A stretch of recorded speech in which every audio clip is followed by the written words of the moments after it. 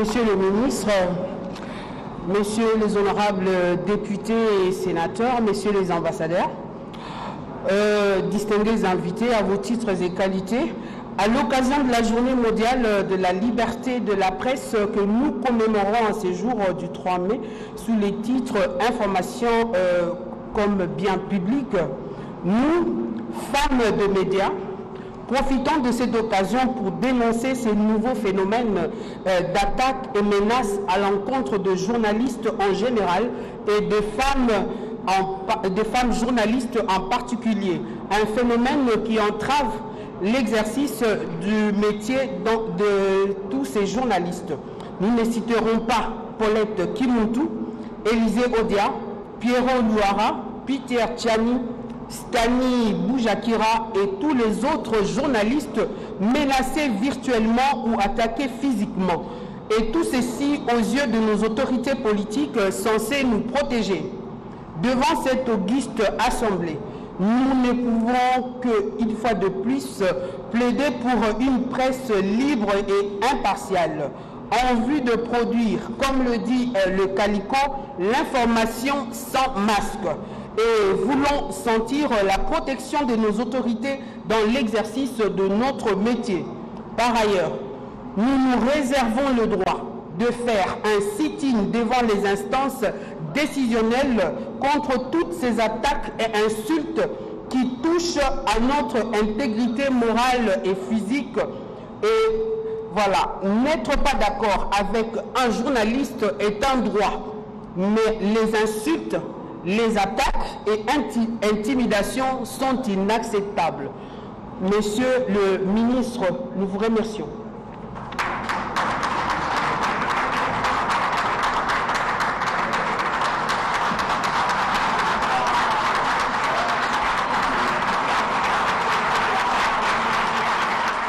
Très bien.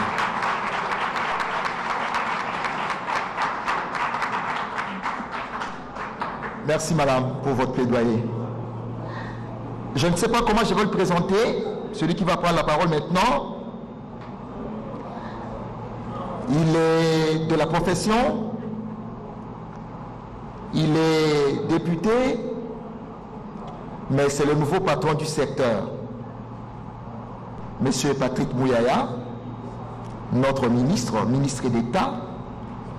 C'est à lui que va revenir maintenant l'honneur de pouvoir dire un mot à l'occasion de cette journée si importante pour tous les professionnels des médias. Excellence, je vous invite respectueusement à prendre la parole.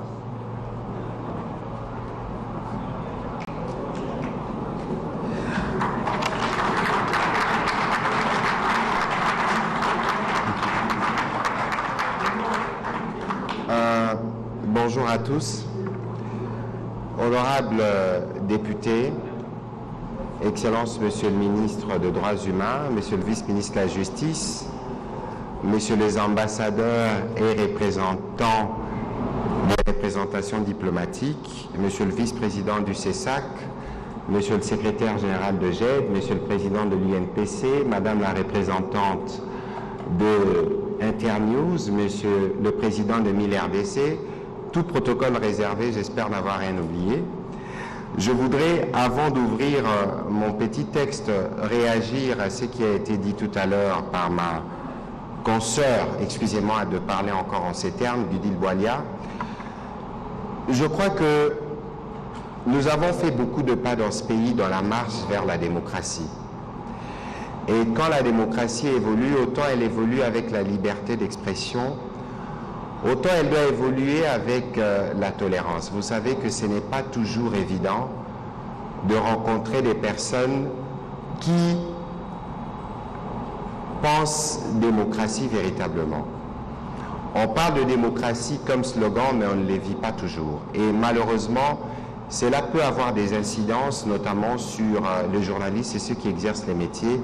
Il faut considérer que l'un de vous est de l'autre côté pour s'assurer que ces choses-là ne se reproduisent pas et que toutes les dispositions soient prises pour que le journaliste soit protégé. Mais il faut nous aider aussi à vous protéger.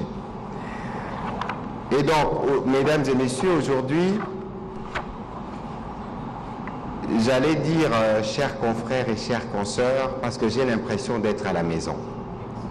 Ce n'est pas le fait d'avoir été nommé au gouvernement qui m'éloigne de mon métier d'origine. Et d'ailleurs, si je dois vous faire une petite parenthèse, quand nous préparions le premier compte rendu du gouvernement, j'ai eu l'impression d'avoir repris le métier parce que nous voulions que cela se passe très bien, que l'on sente qu'il y a un professionnel qui a repris le métier. J'espère que les premiers pas à rencontrer vos attentes nous feront davantage parce que je suis le ministre de la parole. Mais je suis surtout le ministre de l'écoute. Et dans les métiers qui est les nôtres, si vous n'avez pas une oreille pour écouter, je ne suis pas sûr que vous ferez beaucoup de pas. Je disais donc que je suis heureux d'être avec vous aujourd'hui pour célébrer la Journée internationale de la liberté de la presse, la première depuis ma nomination en tant que ministre de la Communication, des médias et porte-parole du gouvernement. C'est ici l'occasion de remercier le président de la République, Félix-Antoine Tshisekedi Tshilombo, et le Premier ministre Jean-Michel Sama Lukonde Kyenge pour le choix porté sur ma personne pour diriger ces ministères stratégiques.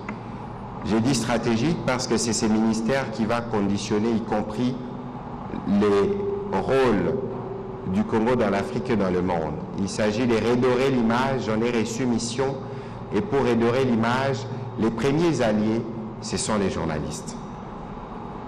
C'est aussi l'occasion de vous remercier, parce qu'au cours des rencontres que certaines organisations ont eues avec le président de la République, y compris le Premier ministre, ils avaient formulé la requête de voir un professionnel nommé à ces départements. Je considère donc comme ma nomination comme une conséquence de votre démarche, soyez-en remerciés.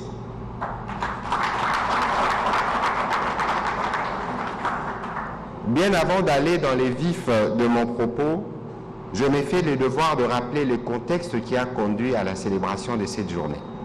On appelle Journée mondiale de la liberté de la presse. C'est une journée qui a commencé en Afrique. Et très malheureusement, parfois quand on parle du continent, on veut plus faire attention à ce qui est négatif, à ce qui est violation. Il y en a, on les dénonce, mais il faut aussi regarder cet apport que nous voulons apporter à l'humanité. Je considère que la journée d'aujourd'hui est une contribution du continent pour que ce droit garanti par tous puisse être célébré. L'information comme bien public est le thème principal de ce jour. Alors, quand on parle de bien public, peut-être que les gens ne le visualisent pas. Les biens publics dans notre contexte, c'est comme les palais du peuple. C'est un bien qui nous appartient à tous. Nous tous, nous devons le protéger, même si ce sont les élus qui siègent là-bas. Et donc, ma compréhension du thème de ces jours, information comme bien public, c'est une interpellation pour nous tous, pour nous assurer que l'information passe. Vous savez, quand nous grandissions, j'espère que c'est toujours le cas, le journaliste, on disait toujours « Monsieur le journaliste » avant. Ça veut dire que la société nous a toujours donné cette marque de respect parce que c'est grâce aux journalistes que l'on sait ce qui se passe autour de nous, que l'on sait ce qui se passe autour de la communauté. Cette reconnaissance sociale, nous devons toujours la mériter. Et c'est donc dans l'optique de préserver ces droits, c'est aussi dans l'optique de se conformer à l'évolution du monde aujourd'hui que dans le programme du gouvernement, il y a des choses qui ont été dites de manière claire et précise. Je les cite. Nous comptons poursuivre et parachever des réformes législatives structurelles du secteur de la presse et de la communication. Ici, il s'agit principalement de deux réformes. D'abord, celle qui concerne la révision de la loi de 96, il y a 25 ans. À l'époque, il n'existait pas encore ni l'RDC. Aujourd'hui, nous avons l'obligation de nous conformer à l'évolution du temps. Il s'agit aussi de faire aboutir finalement, parce que ces textes ont beaucoup souffert, la loi sur l'accès à l'information. Ça fait plusieurs navettes et plusieurs mois qu'on en parle. Aujourd'hui, nous avons l'opportunité, moi en étant au gouvernement, de suivre et de nous assurer que ces textes aboutissent. En même temps, le gouvernement compte consolider le cadre de collaboration et de concertation avec les structures professionnelles des médias et les organes de régulation. Je l'ai dit tout à l'heure, je suis le ministre de la parole, je serai surtout le ministre de l'écoute parce que la question qui concerne les médias est une question éminemment stratégique qui requiert un travail en chaîne. On parle de rédaction. Dans une entreprise de presse, il ne s'agit jamais d'un seul individu, il s'agit toujours d'une chaîne et d'un groupe.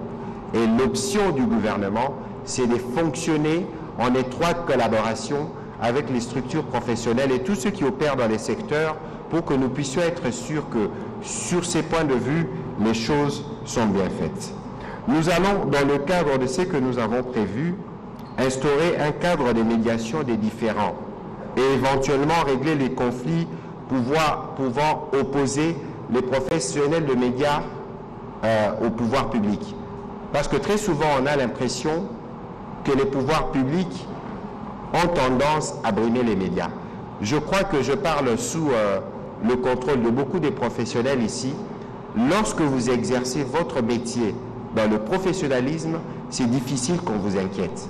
Peut-être que c'est aussi là l'interpellation qui doit concerner le monde académique et les organisations de la corporation, sur comment les journalistes sont formés, sur comment on les prépare à faire ce travail aujourd'hui qui est très stratégique et qui permet au pays d'avancer. La dépénalisation des délits de presse est un objectif commun. Nous devons faire ce chemin ensemble dans la sincérité et la responsabilité. Mais vous savez tous, mieux que moi d'ailleurs, que notre métier est infiltré par ce qu'on a appelé ici les moutons noirs, qui régulièrement font du dérapage et ternissent l'image de notre profession. Je ne voudrais pas aller en profondeur sur ces sujets, mais vous savez que certains qui sont à la base de certains dérapages n'ont pas été formés pour exercer le métier qui est le nôtre. Je partageais avec certains collègues du gouvernement, je disais que chaque fois que vous arrêtez un journaliste, même si vous avez des bonnes raisons, c'est comme s'il y avait un crash d'avion quelque part. Lorsqu'il y a un crash d'avion dans le monde entier est au courant. Et lorsque vous arrêtez un journaliste, même si vous avez des bonnes raisons, le monde entier est au courant et ça dépeint sur l'image du pays. Je dirais, je ne prendrai pas la responsabilité ou un quelconque engagement de manière en termes de promesses, mais je ferai de mon mieux pour que ces choses-là ne se reproduisent plus ou se réduisent davantage. Ici, il est d'abord question de renvoyer l'image d'un Congo qui consolide sa démocratie dans le monde. Et la consolidation de la démocratie passe par le respect de la liberté de la presse.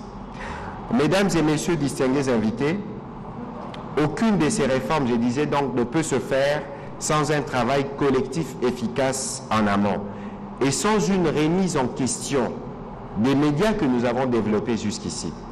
Très souvent, nous parlons de moutons noirs, de ceux qui exercent la profession, mais si nous devons aussi jeter un coup d'œil sur la nature de nos médias, peut-être qu'on peut aussi y trouver des moutons noirs. La bonne nouvelle, c'est que se tiendront à Kinshasa les États généraux de la presse, qui réuniront les acteurs concernés sur cette problématique. C'est un grand rendez-vous que j'ai trouvé sur ma table. Je crois que nous devons arriver à le faire et à nous parler franchement, les yeux dans les yeux, pour que nous puissions situer les responsabilités des uns et des autres et voir de quelle manière, malgré la difficulté et la pauvreté du pays, nous pourrons avoir des entreprises de presse qui seront économiquement viables. Et donc, je voudrais remercier tous ceux qui y ont travaillé dans ce sens. Je sais qu'il y avait les ateliers des Zongo qui préparaient justement ces assises.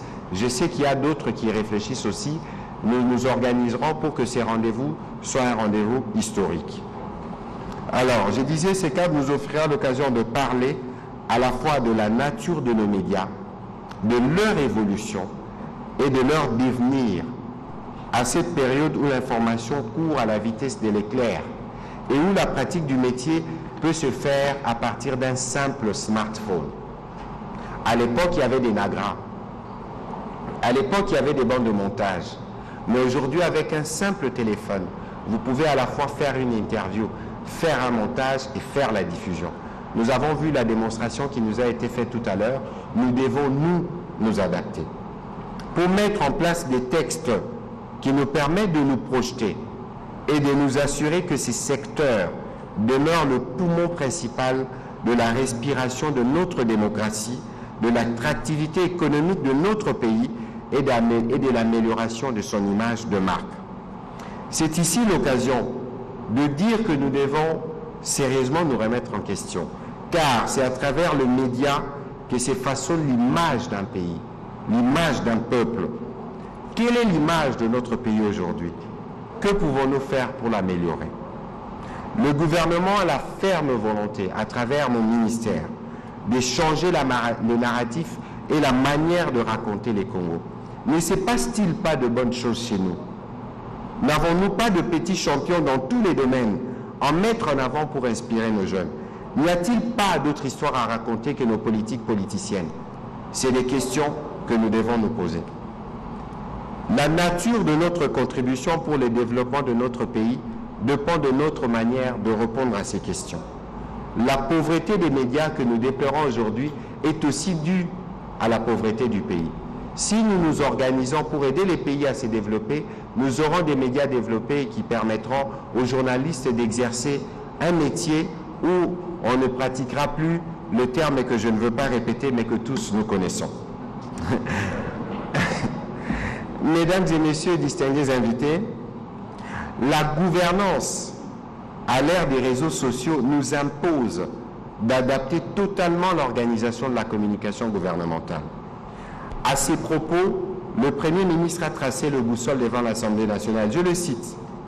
La communication sera donc utilisée comme les vecteurs de la redevabilité, de la citoyenneté et de la construction de l'unité nationale. L'avènement des réseaux sociaux, la vitesse de la circulation des informations, avec notamment les fake news, prennent de court tous les gouvernements du monde. La seule parade face à cela, c'est l'obligation de transparence. Les structures étatiques actuelles ne permettent pas de répondre pleinement à cette exigence tant au plan légal qu'au plan organisationnel. Aujourd'hui, il est question de faire de la loi sur l'accès à l'information une priorité justement pour permettre de garantir cette transparence.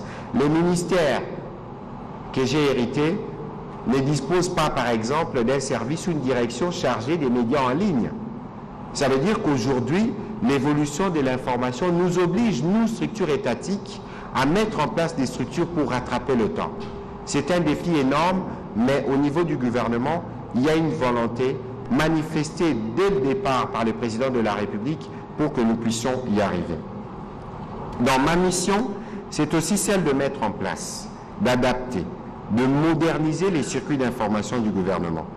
L'obligation de redevabilité nous impose d'être proactifs et de répondre aux exigences de plus en plus grandissantes de nos populations.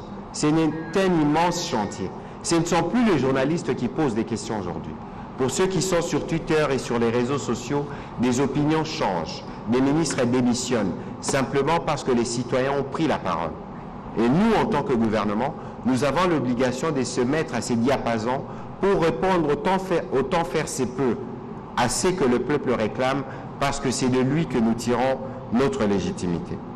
C'est dans cet esprit que nous comptons commencer le travail par les médias publics, pour en faire un miroir des efforts consentis pour apporter le changement tant voulu par le peuple. Il nous faut non seulement moderniser les infrastructures, mais il faut surtout renforcer les capacités de son personnel, de les adapter aux nouvelles technologies, et le secteur privé emboîtera le pas. Parce que les meilleurs dans notre société, dans le métier qui est le nôtre, viennent de la RTNC. C'est la maison mère, comme on aime à le dire. Le jour où nous ferons un peu plus d'efforts pour que la RTNC soit ces médias modernes que nous voulons tous avoir, les médias privés emboîteront. Aujourd'hui, les gens recourent à ce qu'on appelle replay. Quand on rate un journal de 20 heures, On revient à la maison, on prend son téléphone, on les trouve. Et malheureusement, les médias publics n'est pas encore en mesure de répondre à ces défis. Nous sommes là, nous sommes engagés avec les journalistes qui y sont pour que cette réalité change. Mesdames et messieurs, je ne saurais donc clore mon propos sans aborder cette question d'actualité sur l'état de siège, pour lequel nous attendons les détails dans les prochaines heures après la signature de l'ordonnance par le président de la République. À situation exceptionnelle, réponse exceptionnelle. Ça fait plus de 20 ans que nos populations de l'Est sont décimées, que l'autorité de l'État est bafouée. Cela ne peut plus continuer. Nous aurons le temps d'y revenir le moment venu, mais je pense que dans cette quête pour la paix dans cette partie du pays, les médias ont un grand rôle à jouer. Je voudrais donc attirer l'attention de professionnels des médias, que l'exercice de votre métier ne vous exonère pas de votre devoir patriotique de soutenir nos forces armées et nos éléments de police qui seront déployés pour cette fin. Parce que le jour où le Congo retrouvera sa paix, les médias retrouveront aussi leur paix parce qu'ils ne seront pas obligés de travailler dans des conditions de guerre ou dans des conditions difficiles. Parce que parfois, les dérapages viennent des pressions justement que subissent ces éléments qui sont et qui travaillent sous pression pour amener la paix. Nous devons privilégier la cohésion.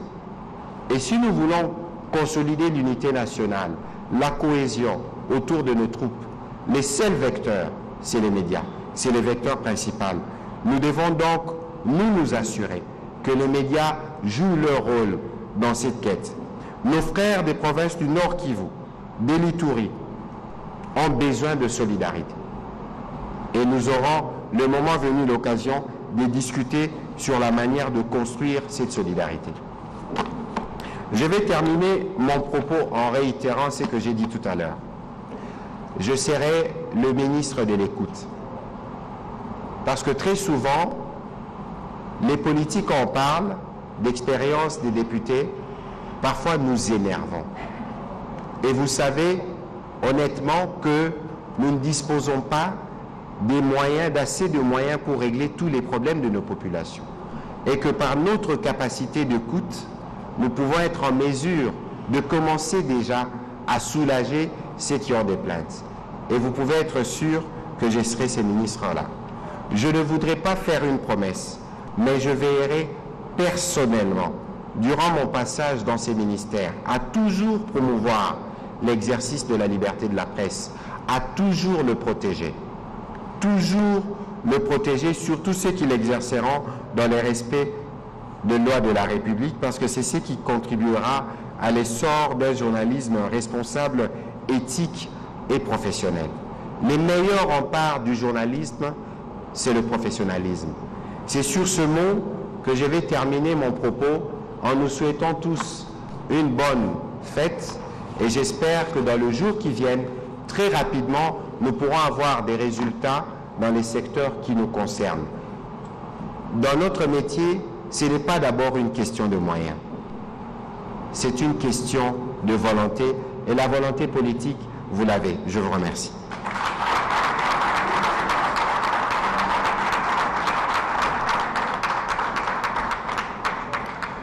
Merci, Excellence. Avant de terminer complètement, deux petites communications. La première, c'est que à la fin de cette cérémonie officielle, il y aura un plateau d'exposés tout à l'heure, avec des exposés notamment sur le thème de la journée, l'information comme bien public à l'heure du coronavirus. Nous aurons également un exposé sur l'information journalistique face à la flambée des plateformes numériques et un dernier exposé sur l'activité journalistique à l'ère du numérique avec les nouvelles pratiques et de nouvelles habitudes. Ça sera dans cette salle tout à l'heure. Deuxième communication, c'est que nous allons faire des photos de famille à la fin de cette cérémonie et l'ordre vous sera indiqué au moment opportun. Honorables députés et sénateurs,